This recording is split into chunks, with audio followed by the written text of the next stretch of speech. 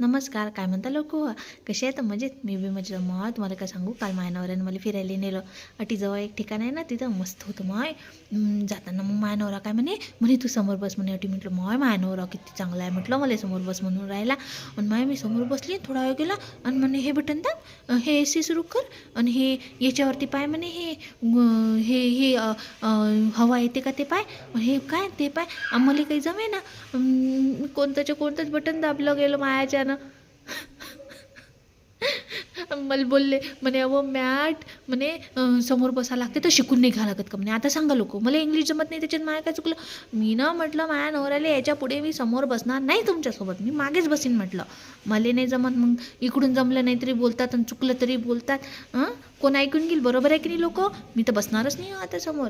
तसा मग माया नवरा म्हणे म्हणे जाऊ दे म्हणे, मी तुला शिकवीन म्हणे. हो हो, पण सांगा लोक, चुकलं का काही मा आता मी पुढच्याच पासून